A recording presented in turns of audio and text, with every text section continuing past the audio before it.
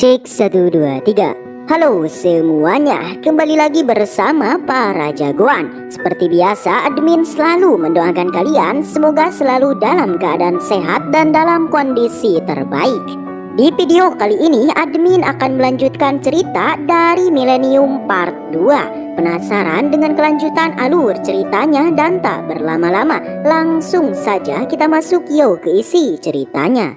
Cerita kembali dilanjutkan. Setelah pertarungan kemarin, terlihat kini Jising yang telah bergerak untuk pergi balas dendam. Di perjalanan, dirinya seketika terjatuh yang hal itu didasari atas energinya yang sudahlah habis. Pertarungan yang sangat sengit tentu membutuhkan energi dan mental yang sangat kuat. Akan tetapi sampai saat ini dirinya masih kebingungan atas ikatan yang telah ia lepas. Karena tempo lalu ketika dirinya melepaskan ikatan itu, seketika energi di dalam tubuhnya menjadi penuh seketika. Bahkan tak hanya itu, semua titik meridian di dalam fisiknya juga ikut menguat. Dengan itu ia pun akhirnya berhasil membantai semua orang di sana. Namun penggunaan atas kekuatan besar, nyatanya hal itu membuat dirinya menjadi sangat lapar. Ia pun mulai meringis dan berharap bisa bertemu dengan sebuah makanan. Tak lama kemudian di sana muncul rombongan anggota kerajaan. Terlihat nampaknya rombongan itu akan menempuh sebuah perjalanan jauh. Hal itu diketahui saat ketua rombongan tidak mengetahui kondisi di perjalanan. Dirinya yang mulai merasa khawatir lantas menyuruh seorang pelayan untuk masuk ke dalam kereta. Akan tetapi pelayan di sana menolaknya, bahkan mengira bahwa saat ini ketua rombongan sedang merasa gugup. Mendengar itu, Tuan Putri yang berada di dalam kereta juga mulai mengira bahwa rombongannya sudah terlampau capek. Dengan itu, ia pun memutuskan untuk melakukan sebuah istirahat. Di sisi lain, Jising yang melihat sebuah rombongan, ia pun menjadi bersemangat dan langsung untuk menghampirinya. Tak hanya itu, di sana Jising juga berteriak untuk meminta pertolongan. Seperti diketahui bahwa saat ini Jising membutuhkan sebuah makanan untuk mengisi kembali kekuatannya itu. Ketua rombongan yang melihat Jising lantas menjadi terkejut. Sampai-sampai kuda yang ditumpanginya itu seketika menabrak dirinya. Bahkan tak hanya itu, ketua rombongan juga memerintahkan kepada semua orang untuk berhati-hati dengan orang asing. Tuan Putri yang melihat itu kemudian lantas menanyakan kepada pelayan di sana. Akan tetapi tanpa diduga, setelah mendengar semua penjelasannya, ia pun seketika berniat untuk menolongnya. Namun nampaknya perilaku dari Tuan Putri ini nyatanya memang sangatlah konyol. Terbukti di saat dirinya keluar kereta, ia pun seperti biasa selalu terjatuh. Semua orang yang melihatnya nampaknya sudahlah terbiasa, tak terkecuali ketua rombongan yang nampak sangatlah malu. Setelah itu, Tuan Putri kemudian menghampiri sosok dari Jising. Ia pun dengan polosnya kemudian menanyakan mengenai permintaan dari si Jising. Mendengar itu, Jising pun dengan tak berdaya kemudian langsung meminta sebuah makanan. Sontak Tuan Putri seketika mengiyakan dan menyuruh kepada pelayan untuk membawa sebuah makanan. Akan tetapi pelayan di sana tiba-tiba menyanggahnya, bahkan mengingatkan kepada Tuan Putri untuk tidak memberikan sebuah makanan kepada orang asing.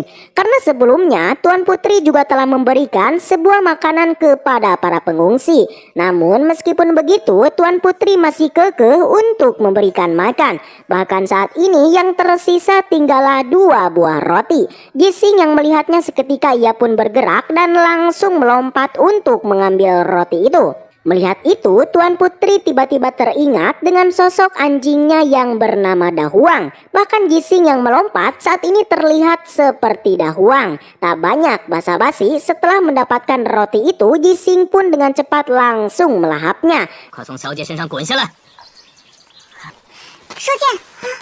Dan juga berterima kasih kepada Tuan Putri. Mereka di sana juga saling mengenal, yang ternyata nama dari Tuan Putri adalah Sangli dari Margali.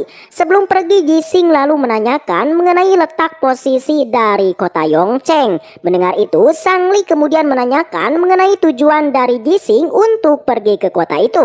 Seperti diketahui bahwa saat ini tujuan Jising yakni adalah untuk balas dendam kepada Tuan Muda dan juga Xuanxing. Sebuah rencana yang dijelaskan oleh Jising, nampaknya hal itu membuat Sang Li menjadi tertarik.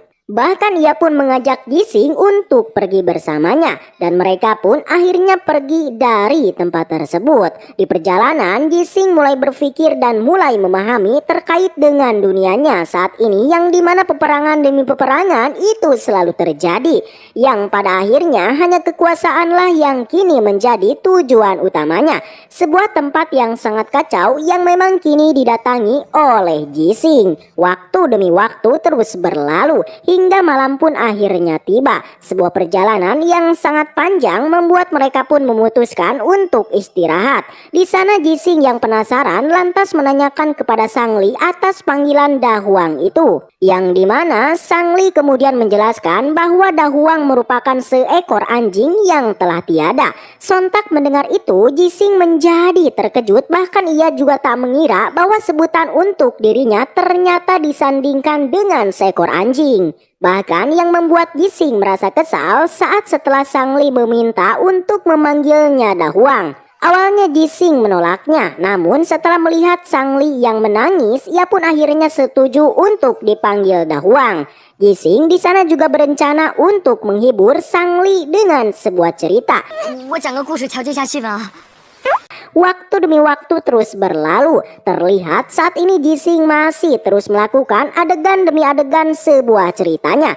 Semua orang bahkan ketua rombongan juga sangat penasaran. Sampai akhirnya dirinya yang kelelahan kemudian meminta untuk menghentikan sebuah ceritanya. Malam pun akhirnya juga mulai tiba. Mereka pun kemudian berencana untuk istirahat di sebuah tempat. Akan tetapi tanpa diduga di sana Jising seketika melihat dua orang yang tengah dicarinya. Tak banyak basa-basi, ia pun langsung bergerak dan langsung berterima kasih atas tumpangan dari si Sang Li. Perlahan Jising mulai memasuki kediaman keluarga Li. Melihat itu, pelayan di sana lantas mengingatkan bahwa Jising tak boleh bertindak gegabah dikarenakan keluarga Ling merupakan salah satu anggota bangsawan, yang dimana jika menyinggungnya maka kerugiannya tak henti hingga 3 turunan. Akan tetapi kepedihan dan penghinaan yang telah dirasakan membuat saat ini Jising tak lagi memiliki sebuah ketakutan, yang dimana dengan tekadnya ia pun maju dan bergerak untuk balas dendam. Di sisi lain Tuan Muda kemudian menanyakan mengenai pasukannya yang kini belum juga pulang. Ternyata sampai saat ini mereka belum mengetahui mengenai kabar dari pasukan itu. Mendengar itu Tuan Muda menjadi sangat marah dan bahkan berniat untuk menghukum mereka.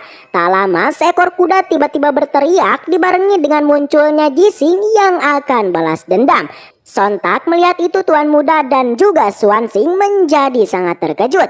Bahkan yang lebih menakutkannya lagi yakni mereka tak percaya bahwa tangan dari Jising itu tidaklah putus. Ketakutan yang kini menimpanya membuat ia pun kemudian langsung menyuruh semua anak buahnya untuk menghajarnya.